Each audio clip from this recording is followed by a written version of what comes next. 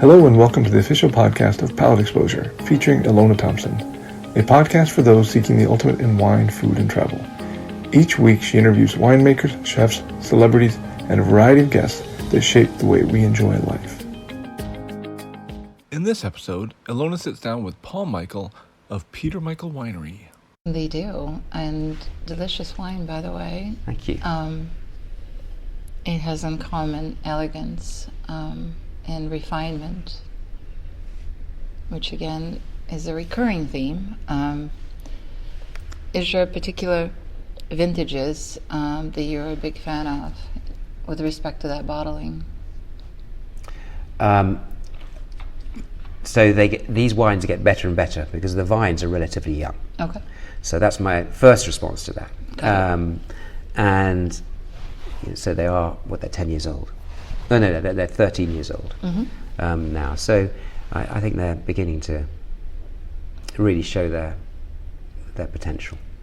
And but I think, last night I had a 2012 Le Caprice, which was absolutely beautiful.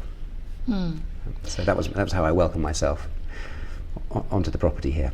That is a very nice welcome. On the practical side, do you have library vintages in your cellar that are available to the consumers? The short answer to that is sadly not. Oh. We don't. So we are asked about that a lot. I'm certain that you do. We keep. Depends on what you define as a library vintage, of course, but available.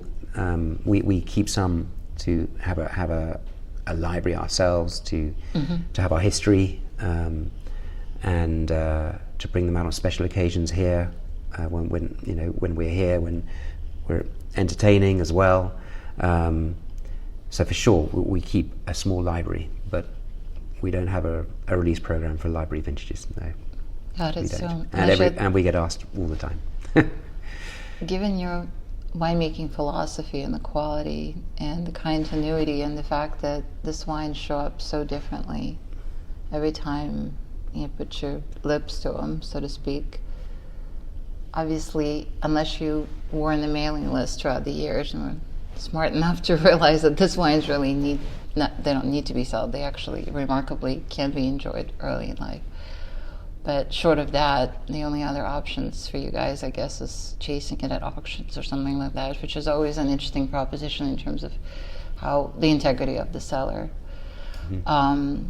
But your wines are such poignant examples to me of that mentality when they were crafted to be enjoyed throughout life experience. And I was joking about tasting some of them in the 90s that they might outlive me. And it's still the case, isn't it? What you craft today could very well last for decades. Yes, I hope so. Yeah, as Peter said earlier, we do have surprises from time to time. I've had a Chardonnay, a single vineyard Chardonnay, brought to me, at dinners in various parts of the world by a collector or by a connoisseur, and that are 20, 21, 22 years old, and they're tasting absolutely beautiful. I've had that taste served to me blind once as well, and I had no idea what was about to happen, but it's always a nice surprise. That must be so gratifying. I remember tasting, I believe it was in '98, actually, out of a large format of Le Pavot, and that's when that comment popped to mind. That wine was built to last. It was magnificent, enormous, and so incredibly generous, yet there's so much more that will be happening. Well, Nick Morley is our current winemaker. Yeah. And Nick says that we're talking about Le Pavot, for example. Yeah. He says these are wines built for 20 to 30 years. Oh. Yeah. So we are still counting. Not to argue with the winemaker, but I think there's more. There's more than 30 years in those wines. it must be so incredibly gratifying for you to run into consumers in various contexts and occurrences and have them talk to you about their experience with your wines. What is that like? Important. Yeah. I think is my quick answer to that, and it's enjoyable. It's why, I go out. I go around the US once or twice a year with Peter here, and meet a lot of people who love our wines. Introduce the wine to more people along the way, inevitably, and that's what we want to do. Yeah. And I do the same in Asia as well, and a tiny bit of that in Europe as well. So, and in the UK where we live. So, and it's just really important to first of all tell these stories and share a little bit of what's behind the wines. So, because many people, we have a complicated portfolio. Yeah. It's kind of Burgundian in character. A lot of different bottlings. So that needs explaining, and the stories behind the wines need explaining, and the terroir. And so that's really important. And people really don't appreciate that. Even people who've been collecting the wines for a long time. It can often be the case. But also it's just great to have and important to have the feedback from people about what they think of the wines we're making today, how they've evolved, what their favourite wines are. Yeah. Good interaction. You've had such a long-standing love affair with your wines and wine world in general. You were introduced early on, and that's very valuable because it kind of calibrated you, in a sense. And now you've been so intimately involved with your own brand. And there's been obviously a tremendous following. Wine clearly was considered easily one of the wines in California from relatively early days. And people really coveted them.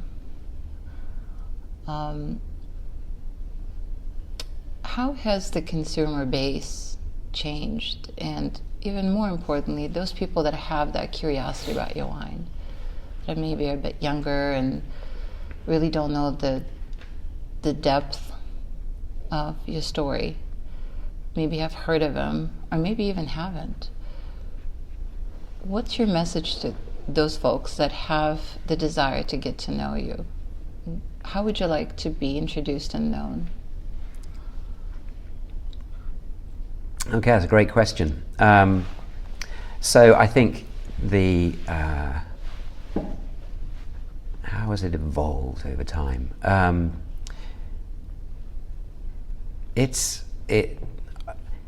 can answer that in the immediate today, because I think there's a fundamental shift happening in terms of awareness of climate and importance of sustainable farming and all those practices that I think everybody is talking about in the wine industry. In terms of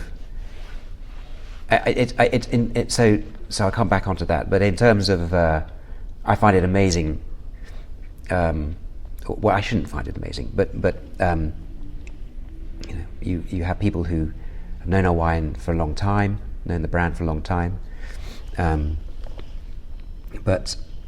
can I just pause? Yeah, of course, absolutely. Yeah, so I've just got a frog in the throat. Certain vision of, Sir Peter would call it making wine in California with European sensibilities. So the idea that balance, finesse, and elegance were valued over power. And the idea was that the wines should speak about the place that they were made. Sir Peter talks about relaying that vision to Helen Turley in what he called a surprisingly short conversation, because Helen immediately understood the vision. The first wines, based on how Helen chose to make them with these classical artisanal winemaking techniques, were somewhat groundbreaking. And I don't mean that to sound self-congratulatory, but they really were extraordinarily well received critically and in the market. And because there wasn't a lot of them, and they were really only available in Northern California and Metro New York, that had people calling us and asking if they could buy them. And at the time, consumer direct shipping of wine was something that was sort of flying under the radar of regulation. It was just, we started a mailing list and it just grew organically from there. Mailing lists were not common then either. They weren't common then. And you couldn't ship to many places either, Exactly. right? So again, marketing challenges galore. Yeah. Well, actually, in the early days, you could ship anywhere because it wasn't regulated, and then it became regulated and became much more more difficult. But over time, the mailing list grew to be approximately 2/3 of the case volume of the winery, and we ended up needing to basically put a cap on it because we really wanted the wines to be available in wholesale distribution as well. So at this point, we are in something like 32 U.S. states and 15 export markets. And in the U.S., about 70% of the wine that goes into wholesale distribution is in restaurants. So it's still relatively rare to walk into a wine shop and find Peter Michael just sitting there waiting for you. So that strategy, it is a strategy, isn't it? Well, it evolved into a conscious strategy, but there was never a master plan from the very beginning. It's something that really came online very organically and evolved as the wineries grew, developed, and the portfolio got broader.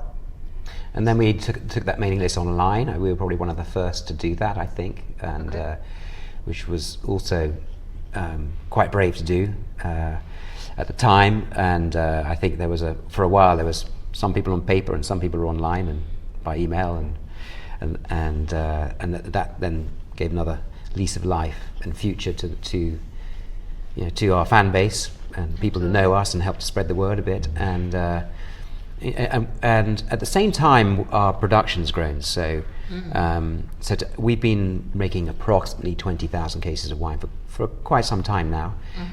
But going back a bit, that was 10,000 cases of wine. And I'm not sure when that was, Peter. Do you remember when we last made 10,000 cases of wine?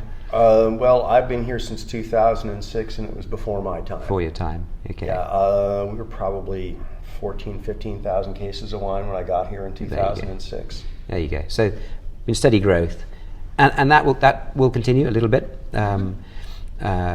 We have vineyards that have been planted up on the hill here to add a little bit here and there with various of our wines. The Oparity vineyards had a lot of work done to it, and that'll come on stream. And Le Pavot's been going through quite a lot of work and reorientation as well for long-term improvement. And so when all those come on stream, we'll be making a little bit more than we're making at the moment. And it sounds like you're in a constant state of improvement of your existing vineyards. Can you talk a little bit more about what that piece of it is like in terms of viticulture, in terms of technology, perhaps tweaking and major changes? Anything there to share? Sure. I think we are. So first of all, a lot of capital investment always going back in. It's part of the cycle of making wine. So you need to have that long-term vision and know you can stay the course. And so we're constantly doing that. It might be why there's not a lot of library wine around, by the way, because we like to sell in order to keep on doing this. But I think so we have let me focus the answer onto Le Pavot vineyard. I think. I mean, there's several. We're working in all sorts of areas. But so Le Pavot vineyard, we've those vines date to the early 90s, most of them. We sort of replanted post-phylloxera through the sort of early 90s to mid-90s, I think, roughly. And we so that's now coming up to be 25 years ago, roughly. And so as some of those vines do need to be replanted for various reasons. So what we are doing is reorientating a lot of the rows to to be north-south, right? So we planted east-west. That was the wisdom at the time on the mountainside. I think when Nick joined us, we all understood that long term we really ought to be doing it that way. So it gives a better midday protection and better exposure in the morning and the evening. So that's the major thing, and that's a program that goes probably over 15 years, probably. Wow, so that's a huge commitment right there. And we are probably 1/3 of the way through that right now. My goodness. so that's one thing we're doing, and then we've actually here we purchased an existing vineyard. This is only the second time we've ever done that, which is up behind us. We wrote about it in our last newsletter. So this is going up a little higher, and it's currently planted with Cabernet, mostly Cabernet grapes, but we will bud over and in some cases replant completely and reorientate again to Chardonnay, to help ease that shortage of Chardonnay, which is one of our Achilles' heels. Yes. It's a nice problem to have, but it's so we just think the higher altitude there will be more suited to the Chardonnay. In fact, one part of it is probably an extension to Marbelle-Fille because it's right neighbouring there. Wow. So and then in the Oparadis vineyard, and we'll come on to Oparadis in a minute, which is in Napa. There we've been replanting from other varietals since we purchased that in 2009. There was some Sangiovese grapes there, which we took out and have replaced with mostly Cabernet Sauvignon and Cabernet Franc. Obviously, lots of projects going on. So always lots of projects going on. Yeah. It sounds like you inform your subscribers. You mentioned the newsletter, so I used to be on your mailing list, and I read cover to cover. Well, that's good to hear. It's very informative. Excellent. Good. It's actually, honestly, some of the best written material I've ever received as a consumer, and it sounds like it's still ongoing, right? It is. Wow, that's very flattering. Thank you. No, it's the truth, and it's really interesting, that relationship with the consumer, whether you're an existing fan or you're just thinking about joining. I've always advocated that it's always best to have a relationship directly with the winery. Yes, there are bottle shops and there are people that, obviously can help you procure some of the wine, but having that relationship with the winery is really important. And we talked about the newsletter and how wonderful it is. I was, remember looking forward to them. It's like reading a story that's ongoing, so it's a very special element. And what else can people expect if they subscribe? Do you do special events? Obviously, they get apprised of new releases. And what other value added do people get when they strike a relationship with you directly? Okay, so that's a question we ask ourselves and think about all the time. And it's you want it to be a personal relationship, and so if you are on the mailing list and you would like to come and visit us, you can come and visit us, and we will book an appointment and give a nice tour and tasting, and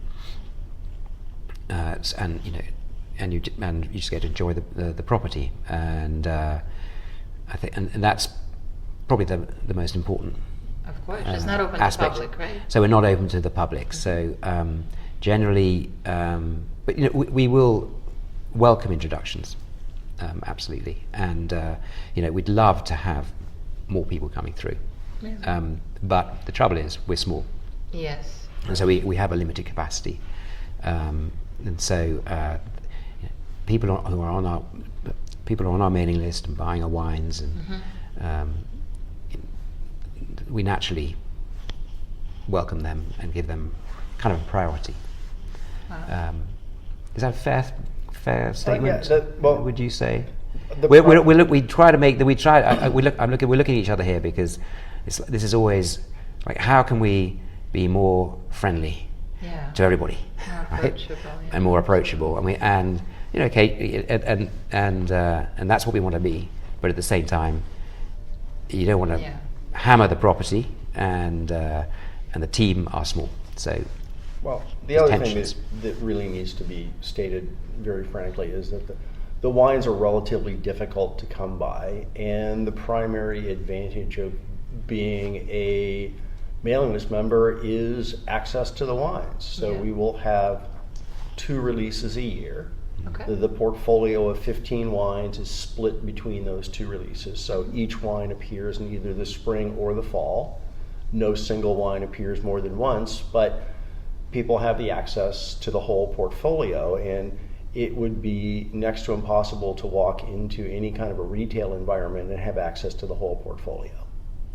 Absolutely.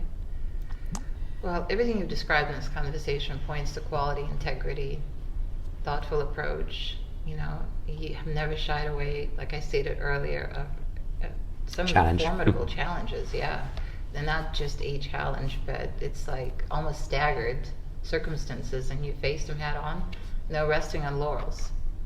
So, given that, even if you hadn't tried the wines, it becomes obvious that quality is there. Stylistically, that's another debate, but the foundational piece is that these wines are worth your time and money. So the practical side is the best way to do this is to contact the winery, it sounds like. Yeah, I mean, people can certainly call us up. Most of our members actually join by simply visiting our website and signing up for our waiting list. The mailing list is full, and we basically add people as people fall off the list. People fall off the list either by their own request or by simply failing to purchase for a period of years.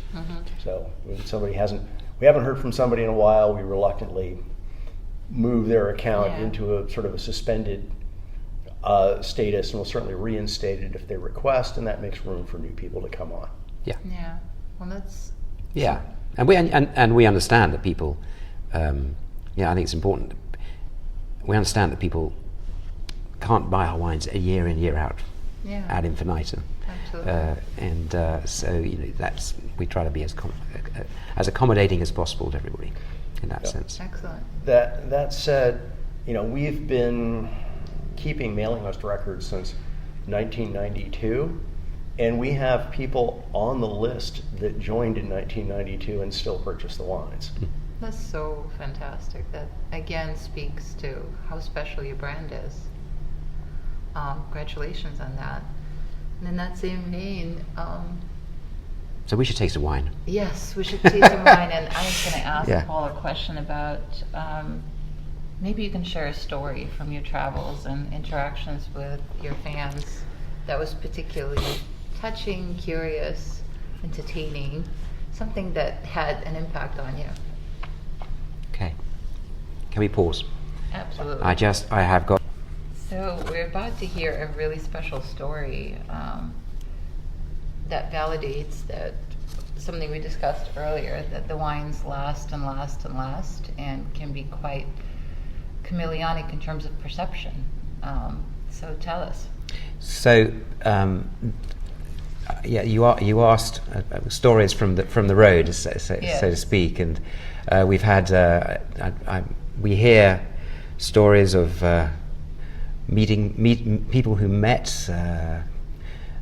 funeral stories, birth stories, wedding stories.